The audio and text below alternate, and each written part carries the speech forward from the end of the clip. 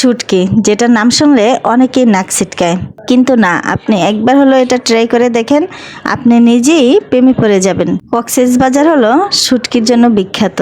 এখানের প্রত্যেকটা হোটেলেই আপনি শুটকি বোনা পাবেনই। তাই তো আজকে আমি আপনাদের সাথে কক্সবাজারের হোটেলের শুটকি বোনাটা শেয়ার করব। এখানে কিছুটা লোট্টা শুটকি নিয়ে নিলাম। এখন এগুলার মাথা এবং লেজটা কেটে নেব এবং পাশের আঁশগুলো ভালোভাবে পরিষ্কার করে ছোট ছোট টুকরো করে কেটে নেব। আসলে আমি নিজেই আগে শুটকি খেতাম না, কিন্তু একদিন এক ভাবি আমাকে রান্না করে দিল, তখন থেকেই আমি এটা মাঝে মাঝে রান্না করে খাই এবং আমার কাছে অনেক ভালো লাগে। এখন শুটকিটা হালকা করে টেলে নিব, যাতে করে এটার গায়ের ময়লাটা আগলা হয়ে আসে। বেশি অনেকক্ষণ টালা লাগবে না, এই ধরেন 2-1 মিনিট হয়ে আসলেই নামিয়ে ফেলবেন। দেন শুটকিটার মধ্যে ফুটন্ত গরম পানি দিয়ে দিব, যাতে আঁশটা ভাবটা চলে যায়। সাথে দিয়ে দিলাম এক টুকরো লেবুর রস। লেবুর রসটা দেওয়ার কারণে শুটকির যে একটা গন্ধ থাকে ওটা একদমই চলে যাবে। এখন এটাকে আমি 10 মিনিটের জন্য ভিজিয়ে রাখবো। কিছুক্ষণ পর এটাকে আমি ভালোভাবে ধুয়ে পরিষ্কার করে নেব। গরম পানি দেওয়াতে শুটকিটা একটু নরম হয়ে গেছে। এখন আমি এটার ভিতরের কাঁটাটা হাত দিয়ে ভালোভাবে বের করে নেব। অনেকে হয়তো এভাবে আস্তেই রান্না করে, কিন্তু আমার কাছে এই কাঁটা বের করে ঝুরা রান্নাটাই বেস্ট মনে হয়। দেন আমি একে একে সবগুলো কাঁটা ছাড়িয়ে নিলাম। এখন আমি রান্নার প্রসেসে চলে যাব।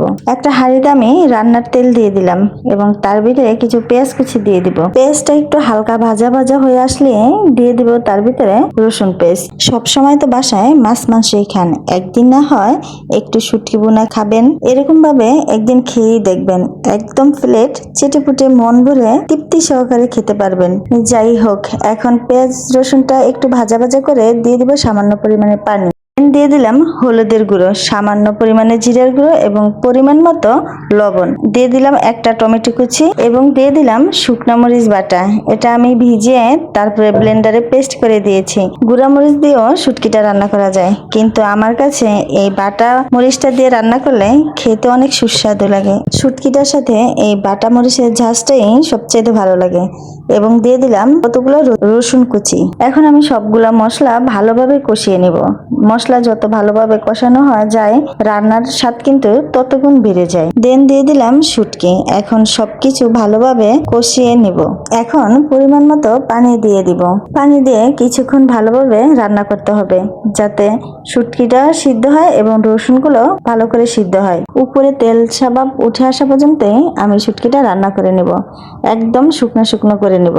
দেখতেই পাচ্ছেন কিরকম শুকনো শুকনো করে নিয়েছি এবং মরিচের একটা ঝাঁঝালো গ্রান আসতেছে। এই শুটকির গ্রানটাই আমার একদম পেট ভরে গেছে। তাই তো আর দেরি না করে চলে আসলাম ভাত খেতে।